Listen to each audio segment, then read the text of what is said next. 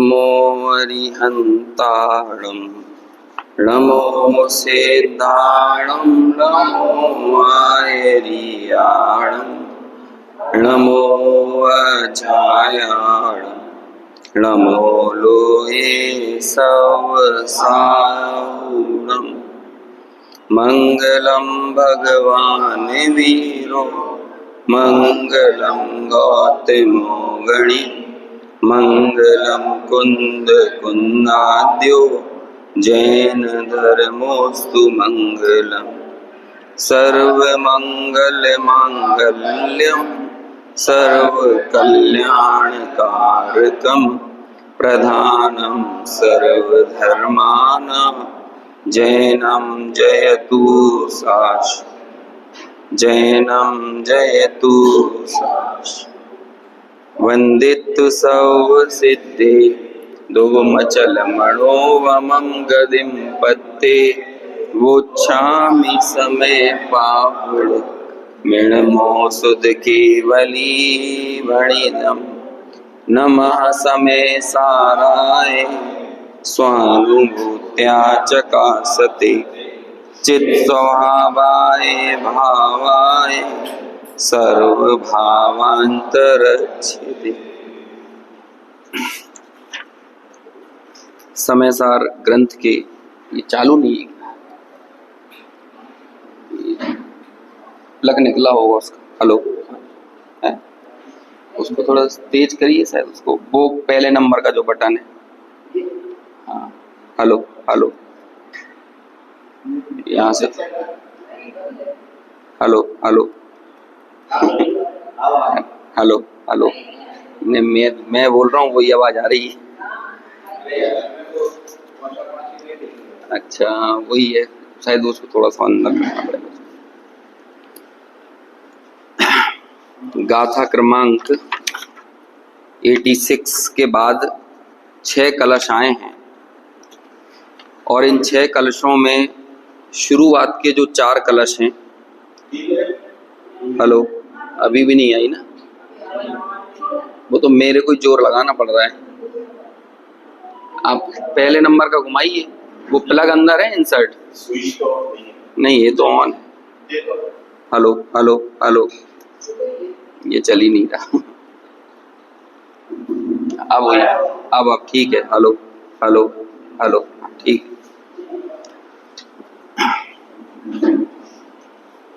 86 number की गाथा और उसके बाद आने वाले 6 कलशों पर अपन को चर्चा करना है।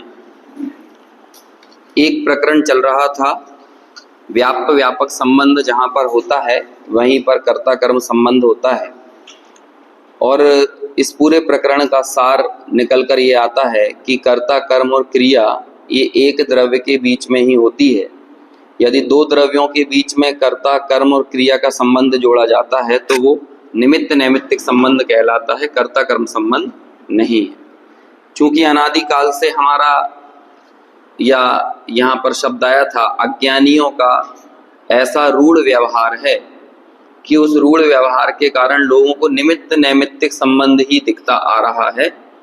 इसलिए वे इस निमित्त नैमित्तिक संबंध को ही कर्ता कर्म संबंध मानकर चलते हैं, और हमें ऐसी भ्रांति होती है कि इस पर द्रव्य के कार्य को करने वाला मैं हूँ। पुद्गल द्रव्य के परिणमन का कर्ता जीव है अथवा जीव के परिणमन का कर्ता पुद्गल द्रव्य है। अब इस भ्रांति को तोड़ने के बाद, और उस भ्रांति को तोड़ने के लिए तर्क यही दिया कि कर्ता कर्म संबंध वही होता है जहां पर व्यापक संबंध होता है, और जहां कर्ता कर्म संबंध होता है वहीं पर भोक्ता भोग्य संबंध होता है। भोक्ता भोग्य संबंध को भाव्य भावक से जोड़ा था और कर्ता कर्म को व्यापक से जोड़ा था। तो ऐसा ये प्रकरण 75 नंबर की गाथा से 86वीं गाथा तक चला, क्योंकि समय सार में भी छोटे छोटे सेगमेंट हैं। एक अधिकार के भी यद्यपि ऐसे अंतर अधिकारों का बंटवारा नहीं किया है, लेकिन फिर भी एक प्रकरण खत्म होता है, फिर उसके बाद दूसरा प्रकरण चालू होता है। तो ये प्रकरण 75 से 86वीं गाथा तक चला, जहां पर कहा कि भाई 3 तरह के परिणाम देखे जाते हैं। उनमें एक कहलाता है प्राप्य, एक कहलाता है विकार्य और एक कहलाता है निर्वर्त्य। तो ये तीनों ही तरह की जो परिणतियां हैं ये एक द्रव्य की एक में ही होती हैं, दो द्रव्यों के बीच में नहीं होती। पुद्गल द्रव्य जीव का प्राप्य नहीं है, पुद्गल द्रव्य जीव का विकार्य नहीं है, पुद्गल द्रव्य जीव का निर्वर्त्य नहीं है, बल्कि जीव जीव के परिणामों का करने वाला है और पुद्गल पुद्गल के परिणामों का करने वाला है। पुद्गल पुद्गल को प्राप्त करता है, जीव जीव को प्राप्त करता है। ऐसी इस भ्रांति को तोड़कर अब यहाँ पर इस पूरे प्रकरण को 4 कलशों में उपसंहार कर रहे हैं। कुल मिलाकर 6 कलश हैं, गाथा 86 से गाथा 87 के बीच में। उन 6 कलशों में से अंतिम के 2 कलश, मतलब 55 नंबर का और 56 नंबर का कलश जो है वो अगले प्रकरण की भूमिका है, और पहले जो 4 हैं 51, 52, 53 और 54, ये जो कलश हैं ये पिछले प्रकरण का उपसंहार है या फिर उसका सार संक्षेप है। तो हम इन 4 कलशों को एक साथ यहाँ पर पढ़ेंगे और फिर इसका अनुवाद जो छोटे दादा ने लिखा है उसे यहाँ पर देखेंगे। ये देखो इनमें क्या सिखा रहा है, इन 4 कलशों में कुछ नई बात नहीं बता रहे। जो छोटे से बच्चे को सिखाया जाता है ना, क्या सिखाते हैं, जब बच्चा शब्द लिखना सीख जाता है तो फिर उसे वाक्य बनाना सिखाया जाता है। यदि अंग्रेजी सीखता है तो उसे बोलते हैं सबसे पहले तुम सब्जेक्ट, वर्ब और ऑब्जेक्ट ये सीखो। यदि संस्कृत सीखता है तो तब भी उसे यही सिखाया जाता है ना। 3 ही वाक्य में 3 ही चीजें मुख्य होती हैं, सब्जेक्ट, वर्ब और ऑब्जेक्ट। सब्जेक्ट यानी कर्ता, वर्ब यानी क्रिया और ऑब्जेक्ट यानी कर्म, है ना। अहम भोपालम गच्छामि, तो अब ये क्या हो गया, 3 शब्द है ना, अहम भोपालम गच्छामि, तो भोपालम क्या हो गया, ऑब्जेक्ट है ना, कर्म। गच्छामि हो गई क्रिया और अहम हो गया कर्ता। अब ये तीनों चीजें अलग अलग हैं और बचपन से हम यही सिखाते आ रहे हैं। हम शब्द के माध्यम से वाक्य बनाना क्यों सिखाते हैं, या फिर एजुकेशन, साक्षरता, शिक्षा के पैमाने इस बात से ही क्यों मापे जाते हैं कि आप कितने अच्छे वाक्य विन्यास बनाने में निपुण हो गए हैं तो आप साक्षर हो गए हो। यदि आपको वाक्य बनाना नहीं आता, शब्द लिखना नहीं आता तो आप निरक्षर हो। इसलिए क्योंकि ये शब्द वाचक हैं और इससे आप वाच्य तक पहुंचोगे। तो दुनिया में हमें निमित्त नैमित्तिक संबंध वाले ही वाचक सिखाए जाते हैं और निमित्त नैमित्तिक संबंध वाले ही वाच्य का ज्ञान कराया जाता है। जहां पर कर्ता अलग होता है, वर्ब अलग होता है और ऑब्जेक्ट अलग होता है। अब हेल्पिंग वर्ब भी होता है लेकिन संस्कृत में नहीं होता कोई हेल्पिंग वर्ब, है ना। जैसे I am going to Bhopal, तो इसमें एम क्या है, हेल्पिंग वर्ब है ना, लेकिन संस्कृत में नहीं होगा। संस्कृत में रूप, क्रिया का ही रूप बन जाता है हेल्पिंग वर्ब। जैसे सहा गच्छति अहम गच्छामि, तो ये गच्छामि, ये जो मी और ती लगा दिया ना, यही हेल्पिंग वर्ब है जो कि क्रिया का ही रूप बन गया, अलग से हेल्पिंग वर्ब नहीं होता। तो इसलिए 3 चीजें ही मुख्य होती हैं। ये सब पढ़े होंगे हमने 3री या 4थी में, है ना। आजकल तो 1ली 2री में पढ़ाए जाने लगे हैं। तो 3 चीजें हैं, कौन कौन सी, कर्ता, कर्म और क्रिया। अब हम जैसे वाक्य सीखते हैं वैसे ही विचार करते हैं, वैसी ही हमारी धारणा बनती है, वैसे ही हमारा चिंतन चलता है। तो जब हम स्कूल कॉलेजों में, हमारे शिक्षा संस्थानों में, हमारे लौकिक व्यवहार में जिन निमित्त नैमित्तिक संबंध वाले वाक्यों को सीखे हैं, तो हमारी विचारणाएं, हमारी धारणाएं, हमारा अहंकार, ये सब कैसा बन गया है, जैसा हम सीखे हैं। तो अब वो सीखे हुए को अथवा अनादिकालीन रूढ़ व्यवहार को तोड़ने में इतनी मेहनत आचार्य को लगती है और वो इतनी युक्तियों के द्वारा ये एक प्रोसेस कर रहे हैं कि भैया कर्ता कर्म क्रिया ये वहीं होगी जहां पर व्याप्त व्यापक संबंध होगा। जो आदि मध्य और अंत में कर्म के भीतर व्याप्ता है, शुरू में, बीच में और आखिरी में, वो ही उसका कर्ता होता है।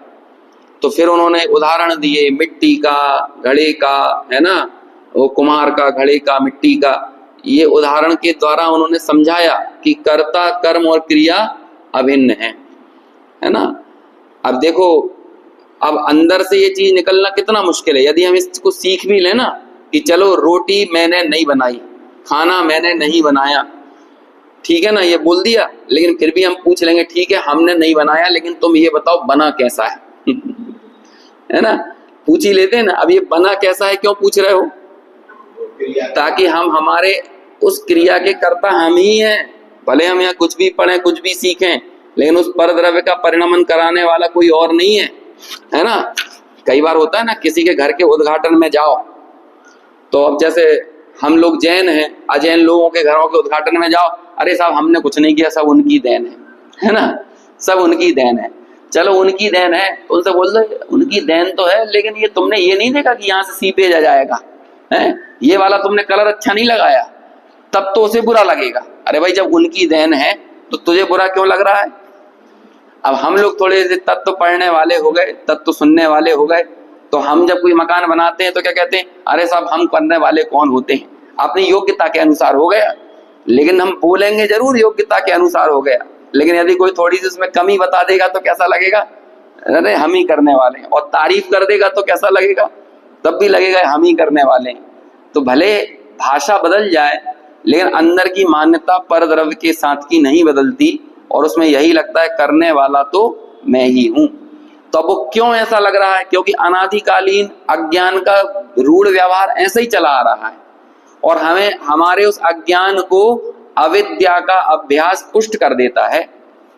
37 नंबर का श्लोक समाधि तंत्र है ना, अविद्याभ्यास संस्कारई, है ना, ऐसा करके श्लोक था ना, कि ये मोह के संस्कार क्यों आखिर चल रहे हैं, अज्ञान के संस्कार क्यों बने हुए हैं, तो कहते हैं अविद्या के अभ्यास के कारण। तो हमने स्कूल में जाकर किसका अभ्यास किया? उससे निमित्त नैमित्तिक संबंध के प्रति हमारी धारणा मजबूत हुई, या हमें उपादान दृष्टि में आया, कर्ता कर्म संबंध का वास्तविक ज्ञान हुआ? तो वो तो नहीं हुआ। जितना ज्यादा व्यक्ति लौकिक शिक्षा अर्जित कर लेता है, उसे सबसे आसान चीज सिखाना मुश्किल हो जाता है। आपने यदि लौकिक शिक्षा अर्जित कर ली ना, तो किसी भी बड़े से बड़े रोबोटिक साइंस पढ़े हुए विद्यार्थी को भी ये सिखाना मुश्किल हो जाएगा कि कुम्हार ने घड़ा नहीं बनाया, मिट्टी ने घड़ा बनाया है ये कितना मुश्किल हो जाएगा। और कोई कम पढ़ा लिखा हो तो वो जल्दी सीख जाएगा। क्यों नहीं, क्यों सीख रहा है वो ऐसा? क्योंकि दूसरे व्यक्ति के अविद्या का अभ्यास बहुत सघन हो गया है। और ये जितनी शिक्षा प्रणाली है वो आखिरकार यही तो बताती है, तुम ही करने वाले हो। मनुष्य ही कंप्यूटर बनाने वाला, सड़क बनाने वाला है, ओवर ब्रिज बनाने वाला, शहरों का डेवलपमेंट करने वाला, सब कौन है? सब मनुष्य ही करने वाला, और तो कोई करने वाला है नहीं। तो ये अहंकार की जो चीख है ये इतनी जबरदस्त है कि चाहे हमारे प्रतिकूल परिणमन हो तब भी हम यही कहते हैं कि करने वाला तो मैं ही हूं, और अनुकूल परिणमन हो तब तो कहते ही है कि मैं ही करने वाला। प्रतिकूल परिणमन में भी थोड़ी देर के लिए झटका लगेगा कि हाँ मैं नहीं कर रहा हूं, लेकिन फिर गाहे बगाहे यही कहेगा अरे चलो ठीक है, उल्टा ही भले क्यों ना चले, लेकिन चला तो ऐसे मैं ही रहा हूं। घुटनों में दर्द ही क्यों ना हो जाए, तो थोड़ी देर के लिए लगेगा कि ये शरीर का परिणमन करने वाला मैं नहीं हूं, लेकिन बाद में तो चलो ठीक है दर्द ही सही, लेकिन तो भी शरीर को चलाने वाला तो मैं ही हूं। तो ऐसे ही ये जो भिन्नता का ज्ञान हमने किया है, कर्ता कर्म और क्रिया के, उस अज्ञान को तोड़ने के लिए आचार्य इतनी मेहनत कर रहे हैं, और हमें अंततः ये समझा रहे हैं कि कर्ता कर्म और क्रिया ये एक ही होती है। सब्जेक्ट, वर्ब और ऑब्जेक्ट ये तीनों एक ही होते हैं। जब हमारे द्रव्य श्रुत में यानी वाचक में, शब्दों में ये बात का ज्ञान पुख्ता तौर पर पहुंचेगा, तो फिर उसके अनुसार हमारे भाव श्रुत में, भाव श्रुत क्या होता है? अंदर का भाव भाषण। जैसे जीव जुदा पुद्गल जुदा, ये हमने सीख लिया। ये कहाँ सीखा? अभी ये द्रव्य श्रुत में सीखा, द्रव्य श्रुत से सीखा, और द्रव्य श्रुत में ही सीखा। यदि वो सिर्फ हमारे शब्दों में और क्षयोपसम ज्ञान में बात पड़ी हुई है तो वो क्या है? द्रव्य श्रुत है। लेकिन जब वैसा मान ही लिया, भाव भाषण वैसा हो गया। ये भाव भाषण बड़ी महत्वपूर्ण चीज है ना। अभी क्या बताएं भाव भाषण क्या होता है? ये तो एक लड़के को 10 लड़कियां देखने आए या वो 10 लड़कियों को देखने जाए, लेकिन 10 लड़कियों के प्रति ये मेरी होने वाली पत्नी है ऐसा उसको संज्ञान नहीं आता है। लेकिन वो एक के प्रति जब कोई नक्की हो जाता है, क्योंकि निर्णय ही भाव भाषण तक लेके जाता है ना, अब एक निर्णय हो गया ये ही मेरी होने वाली पत्नी है, अथवा लड़की को ये लग जाए कि ये मेरा होने वाला पति है, तो फिर अब वो नाम नहीं लेगी उसका, है ना, फिर तो भाव भाषण हो गया ना उसका। बाकी पहले 10 लोगों को जो देखा है, हाँ हमने उस लड़के को भी देखा, उसको भी देखा, उसको भी देखा और इन्हें भी देखा, है ना, अब वो इन्हें हो गए और बाकी सब वो हो गए उनके तो नाम ले रही है लेकिन इनका तो भाव भाषण हो गया। फिर तो उस लड़के से जुड़ी हुई सारी चीजें मेरी हो गई, उसका शहर, उसकी नौकरी, उसका मकान, उसके माता पिता, समझ में आया, सब कुछ, पिन कोड का नंबर सब कुछ क्या हो गया है, उसका ही हो गया। अब ये भाव भाषण में चली गई ना धारणा, सारी चीजें। तो ऐसे ये भाव भाषण बड़ी निराली चीज है और इस भाव भाषण का नाम ही भाव श्रुत है। और ये कर्ता कर्म क्रिया की अभिन्नता ये भाव भाषण में जाना चाहिए कि पुद्गल, पुद्गल का कर्ता, पुद्गल की क्रिया का कर्ता पुद्गल, और पुद्गल रूपी कर्म का कर्ता भी पुद्गल, समझ में आया। और जीव की क्रिया का कर्ता जीव, और जीव के कर्म का कर्ता, जीव के कर्म का यानी ये, अब आप उसके वैभाविक उपादान को देखो या स्वाभाविक परिणतियों को देखो, लेकिन वो सबको यहाँ पर ये कहा जा रहा है कि उसका कर्ता कौन है, वो जीव ही है। तो यही बात 4 कलशों में यहाँ पर कही जा रही है। कर्ता कर्म और क्रिया का ज्ञान हमको एक बार फिर से अमृत चंद्र अपनी गीतात्मक शैली में कर रहे हैं। पढ़ते हैं पहले अपन चारों कलश, बहुत प्रसिद्ध कलश हैं, आप सबने एक लाइन तो हमेशा सुनी होगी, यह परिणमति सा कर्ता, वो वाला इस 51वें कलश की ही पंक्ति है। चलिए, यह परिणमति सा कर्ता, यह परिणामो भवेतु तत्कर्म,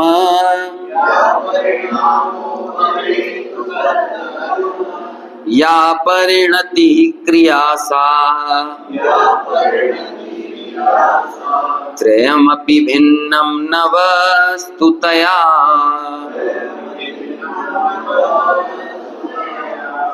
एकः परिणमति सदा, परिणामो जायते सदैकस्य,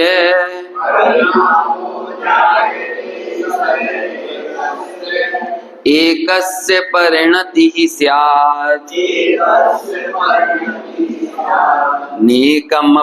नेकमप्येकमेव यतः,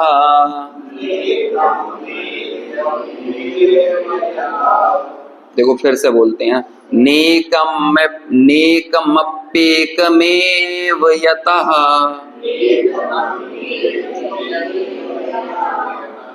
नोभौ परिणमतः खलु,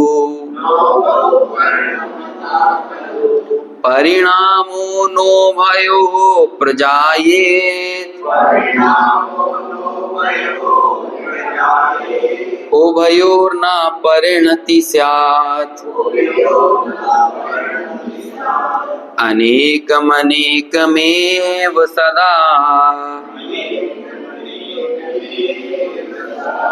नैकस्य हि कर्तारौ, द्वौस्तो द्वे कर्मणि न चैकस्य,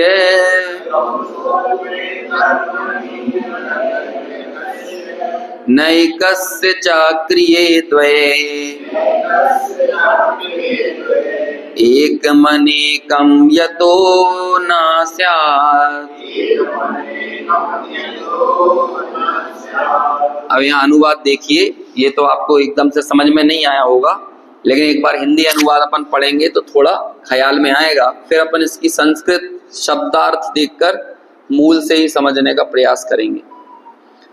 कर्ता वही जो परिणमे, परिणाम ही बस कर्म है, है परिणति ही क्रिया बस तीनों अभिन्न अखंड है। अनेक होकर एक है, हो परिणमित बस एक ही। परिणाम हो बस एक का, हो परिणति बस एक की। परिणाम दो का एक ना, मिलकर नहीं दो परिणमे। परिणति दो की एक ना, बस क्योंकि दोनों भिन्न हैं। करता नहीं दो एक के हों, एक के दो कर्म ना। ना दो क्रियाएं एक की हों, क्योंकि एक अनेक ना। थोड़ा सा टंग ट्विस्टर जैसा लग रहा होगा, है ना। एक कर्ता, एक कर्म, एक के दो नहीं, दो का एक नहीं, है ना। ऐसा लग रहा है कि नहीं। देखो तीन चीजें हमने ली थी ना, कर्ता, कर्म और क्रिया। अब आचार्य कहते हैं तीन समझ में नहीं आए, तो अब हम तुम्हें एक और चीज समझाते हैं। कौन कौन सी? परिणामी, परिणाम और परिणति। तो कहते हैं हमें जब पहली समझ में नहीं थी तो दूसरी कहां से समझ में आ जाएगी, ये तो और कठिन लग रहा है। तो अब देखो तीन तीन शब्दों के सामने तीन दूसरी चीजें खड़ी की। तो कहते हैं कर्ता कौन होता है? तो आचार्य कहते हैं परिणामी। तो कहते हैं ये क्या है, अजीब गजीब बात कर रहे हो आप। हमें पहले कर्ता ही समझ में नहीं आ रहा, परिणामी कहां से समझ में आ जाएगा। एक दिन ऐसा हुआ, क्या चल रहा था उसमें, हाँ कोई सा अंग्रेजी का शब्द था, तो वो मैंने बोला, तो अब मेरा बेटा बोलता है कि इसका मतलब क्या होता, तो हिंदी में बताया, तो कहता वो अंग्रेजी वाला ही बताओ। हिंदी वाला तो और समझ में नहीं आ रहा है, वो ही ज्यादा अच्छा है। तो ऐसे ही स्थिति हो गई ना। अब आचार्य सोच रहे हैं कि कर्ता समझाने के लिए परिणामी, परिणाम और परिणति बोलें, लेकिन हमें तो वो कर्ता कर्म क्रिया से ज्यादा कठिन ये लग रहे हैं, परिणामी, परिणामी, परिणाम और परिणति। लेकिन देखो यहाँ पे परिणामी होता है द्रव्य जिसमें सारे परिणाम गर्भित हों। हम अंश और अंशी बोलते हैं ना, एक अंश होता है वो होता है परिणाम, और जिसमें कई अंश समाये हुए हों वो कौन कहलाता है? अंशी। जैसे ये हमारे हाथ, पैर, उंगलियां, ये सब कहलाते हैं उपांग। ये उंगलियां क्या कहलाती हैं? उपांग। और ये हाथ कहलाता है अंग।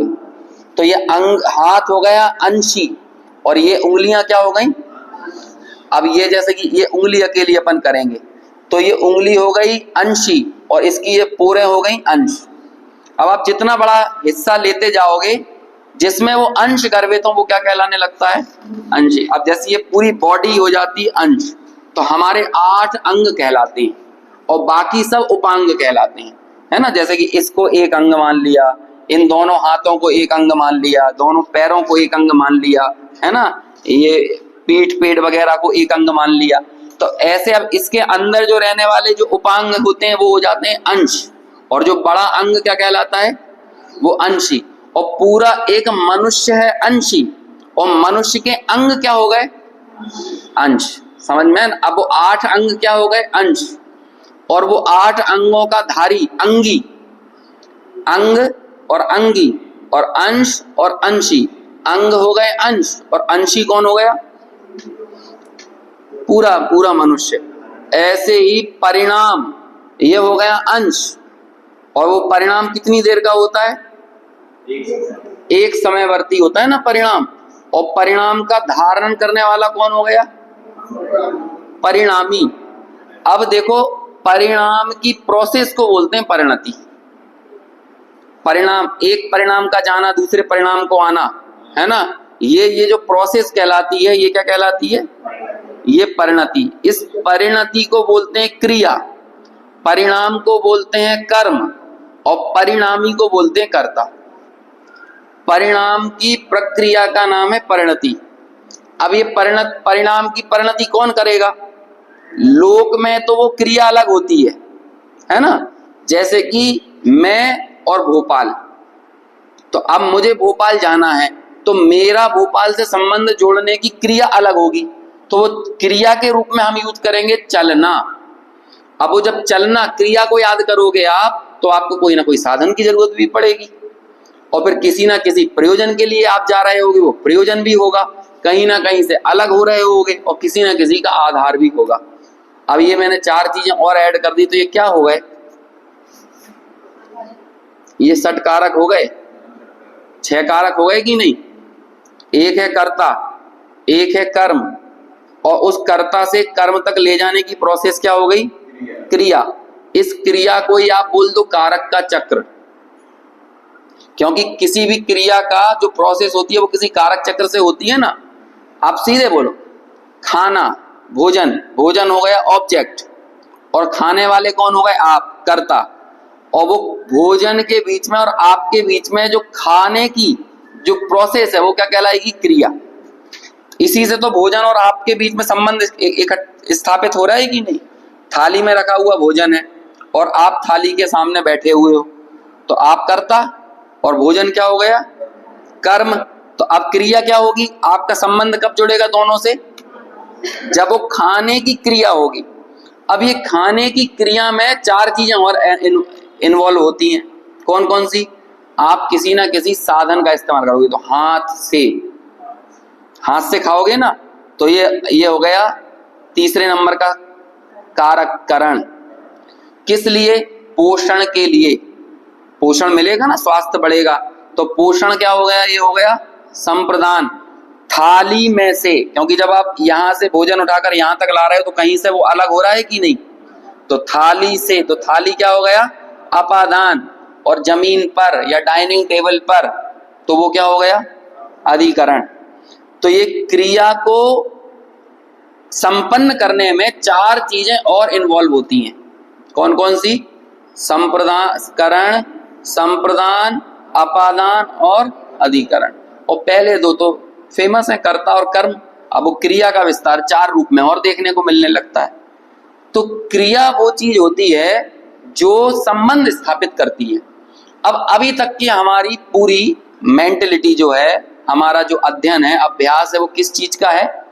कि ये 6 ही चीजें अलग अलग होती हैं, या ये तीनों चीजें अलग अलग होती हैं। कर्ता अलग होता है, कर्म अलग होता है और क्रिया अलग होती है। अब ये 4 जो कलश हैं हमें इसी अज्ञान को दूर करवा रहे हैं कि ये अलग अलग नहीं होती, ये तीनों क्या होती हैं? एक ही होती हैं। तो उसका पहला सूत्र दिया है, यह परिणमति सा कर्ता। क्या हो गया? जो परिणमति मतलब जो परिणमित हो रहा है वो ही क्या है? कर्ता है। यह परिणामो, जो परिणाम है वो क्या है? कर्म है। भवेतु कर्म। अब देखो यहाँ पे संस्कृत में ये निकला है ना, यह परिणामो भवेतु तत्कर्म। जो परिणाम है वो ही क्या है? कर्म है। या परिणति, या परिणति, जो परिणति यानी जो प्रोसेस है वो क्या है? वो क्रिया है। ये तो हो गई जनरल बात। लेकिन आगे, सा त्रयमपि भिन्नम न वस्तुतया।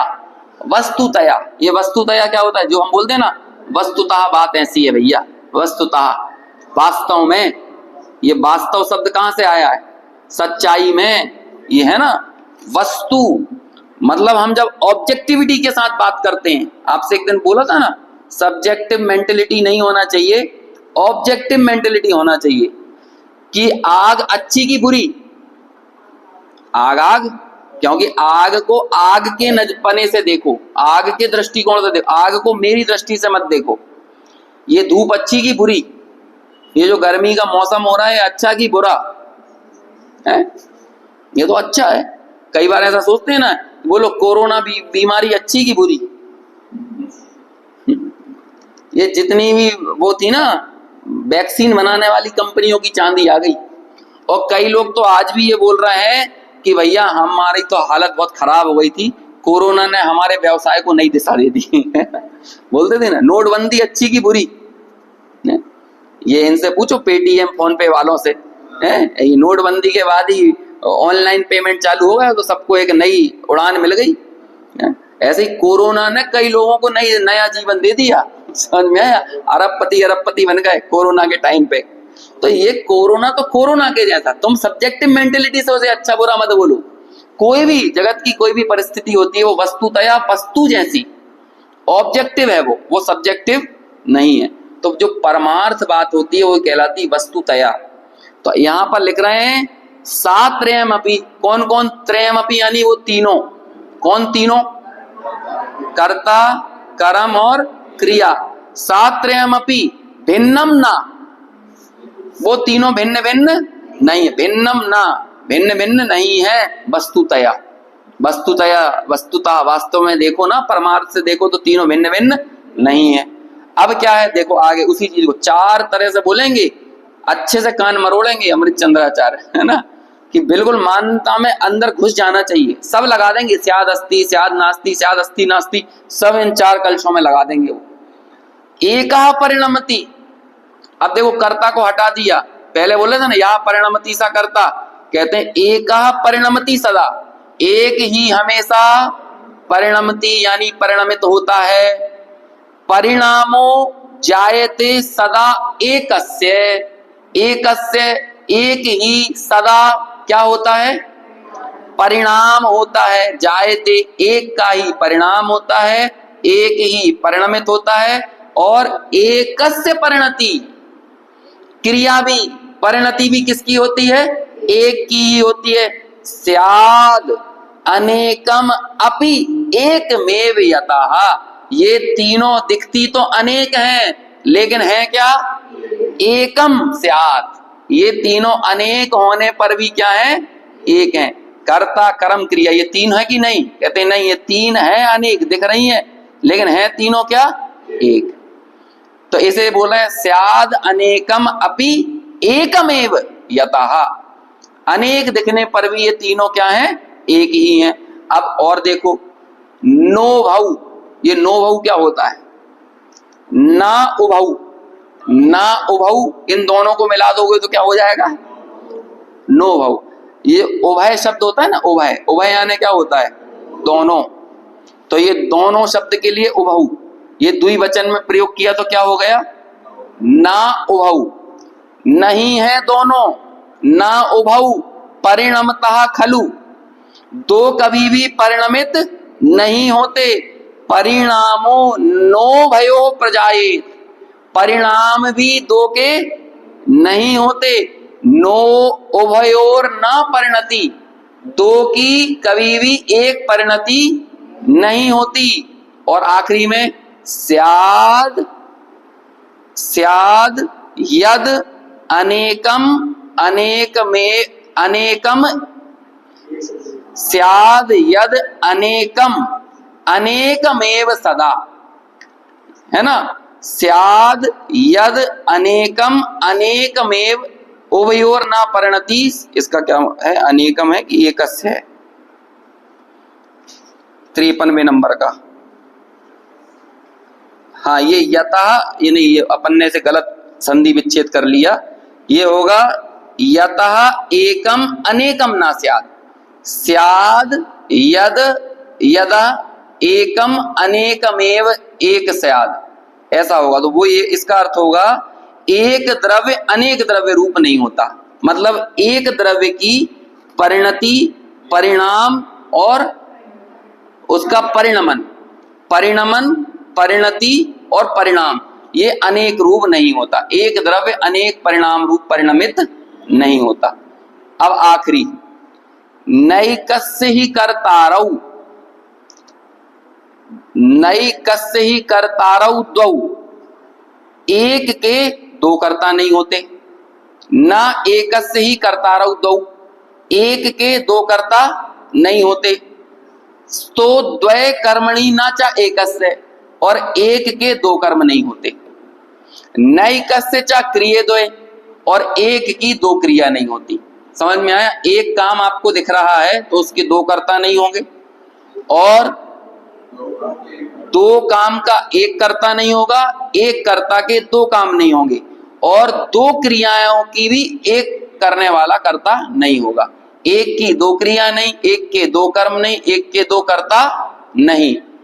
एकम अनेकम यतो ना स्यात्, एक कभी भी अनेक रूप नहीं होता। बस ये एक ही बात को चार अलग अलग एंगल से हमारे दिमाग में बिल्कुल क्या कहें ठोस ठोस ठूस ठूस के भर दी कि ये चार जो त्रैकालिक ध्रुव सत्य हैं, वस्तुतया शुरू में लिख दिया था ना, वस्तुतया परमार्थ की वास्तविक सच्ची बात तो यही है कि एक के दो कर्ता नहीं, एक की दो क्रिया नहीं, एक के दो कर्म नहीं।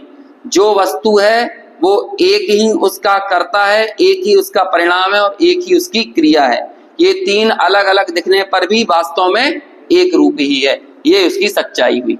अब देखो यहाँ पर अब चारों का हिंदी अनुवाद अपन अब फिर से पढ़ते हैं ताकि ये चारों का अब हमें भाव समझते हुए, जो संस्कृत में अपन ने अभी भाव देखा ना, उसे समझते हुए यहाँ पर पढ़ना है। कर्ता वही जो परिणमे, परिणाम ही बस कर्म है परिणति ही क्रिया बस तीनों अभिन्न अखंड हैं। अनेक होकर एक है बस एक ही परिणाम हो, बस एक का हो परिणति बस एक की। परिणाम दो का एक ना मिल कर नहीं दो परिणमे, परिणति दो की एक ना बस क्योंकि दोनों भिन्न हैं। करता नहीं दो एक के दो कर्म ना दो क्रियाएं एक की हो, क्योंकि एक अनेक ना। देखो इसमें बनारसी दास जी का एक छोटा सा पद्य होगा। हाँ देखो ये आ गया है ना। अभी बना, ये बहुत प्रसिद्ध कलश है, बचपन में याद करवाया जाता था पाठशालाओं में। ये जो पहले नंबर का दिख रहा है ना, एक पद में उनने सब कुछ बता दिया। बनारसी दास जी ने किया था, आप लोगों ने याद है बचपन में पाठशाला में याद करवाया जाता था ये। देखो कर्ता परिणामी द्रव कर्म रूप परिणाम, क्रिया पर जय की फेरनी वस्तु एक त्रय नाम। बस इधर ही रुक जाओ। कर्ता परिणामी द्रव, बस एक बात में सब बातें आ गई। द्रव्य कौन है? परिणामी है। और द्रव्य कौन है? कर्ता है। ठीक है, बात अपने आप में एक में सब कंप्लीट। आगे कर्म रूप परिणाम, जो परिणाम है, जो प्रकट पर्याय है, वो पर्याय क्या है? वो पर्याय का नाम क्या है? कर्म। कर्म वो मत देखो, 8 कर्म वाले कर्म नहीं लेना अभी। जो पर्याय है ना, जो भी पर्याय, द्रव्य कभी भी पर्याय रहित नहीं रहेगा, लेकिन जो पर्याय है उसका ही नाम क्या है? परिणाम अथवा कर्म, है ना। और क्रिया, अब क्रिया क्या है? क्रिया पर जय की फेरनी। ये फेरनी मतलब क्या हो गया? एक पर्याय से दूसरी पर्याय, दूसरी पर्याय से तीसरी पर्याय, तीसरी, ये जो एक से दूसरी हो रही है ना, ये क्या कहला रही है? ये फेरनी, ये पर्यायों का बदलाव, ये क्या कहला रहा है? अब हमको लगता है ये पर्यायों में बदलाव कहाँ हो रहा है? सब पर्याय अपनी अपनी नियमित समय पर रखी हुई है ना। हाँ तो वही तो कह रहे हैं, वो एक ही है। तुम्हें लगती है वो अलग अलग, तुम्हें वो क्रिया अलग लगती है, कर्म अलग लगता है, कर्ता अलग लगता है। आचार्य कह रहे हैं तीनों एक ही हैं। प्रवचन सार 99-100-101 की गाथा की टीका में कहा, जो उत्पाद है वही व्यय है, वही द्रव्य है। क्योंकि एक अखंड रूप दृष्टि का नाम सम्यक दर्शन है। तीन की भेद रूप दृष्टि करोगे वो कभी भी सम्यक दर्शन नहीं है। अनुभूति में एक रूपता होती है, अनुभूति में ऐसा अलगाव नहीं होता। नहीं तो आपकी दृष्टि एक रूप हो ही नहीं सकती। जब आपको 3 चीजें देखना पड़े और 3 का कोऑर्डिनेशन बिठाना पड़े तो वो तो बड़ी समस्या खड़ी हो जाएगी। आपको कहीं पर पहुंचना हो तो आप आजाद हो, लेकिन आपको 5-6 को लेके जाना हो तो कितना मुश्किल काम हो जाएगा। ऐसे ही निर्विकल्पता की बाधा है भेद। कई बार लोग कहते हैं ना कि भैया जब तक हमारी शादी नहीं थी तो हम हर जगह टाइम पे पहुंचते थे, है ना, लेकिन अब हो गई है तो अब मैं ना पत्नी को भी समेटो, बच्चों को भी समेटो, पहले तो खुद को तैयार करके पहुंच जाओ, अब तो सबके तैयार होने का इंतजार करो, तो कितना समस्या खड़ी हो गई, विकल्प आ गए कि नहीं है। तो कहते हैं कि जहां एक से ज्यादा होते हैं ना वहां पर विकल्प खड़े हुए बिना नहीं रहते हैं। ऐसे ही एक ही कर्म, एक ही कर्ता, एक ही क्रिया, ये निर्विकल्पता का मार्ग है। और जहां पर कर्ता कर्म और क्रिया अलग अलग दिख रहे हैं, यहां पर विकल्प तरंग हैं। तो क्या कहा, क्रिया पर्याय की फिरनी, जो पर्याय की फिरनी है ना, क्या कहते हैं, घुमाव है, वो पहले एक ऐसी कागज की मेलों में मिलती थी, फिर क्या फिरनी बोलते थे उसको, तो उसको ऐसे लेके दौड़ो, तो पहले तो वो 3 पंक्तियां रहेंगी, 3 ऐसी निकली रहेंगी पंखे उसके, और जैसे ही दौड़ोगे उसको लेके तो वो ऐसे ऐसे घूमने लगती थी, उसे बोलते थे फिरनी। फिरनी ले आए, फिरनी मेलों से, गांव में ऐसे ही चलता था, फिरनी लेके आ गए, है ना। तो वो फिरनी किसे बोलते थे समझ में, जैसे ये 3 पंखी हैं लेकिन ये चलते हुए क्या हो रही, फिरनी हो गई कि नहीं।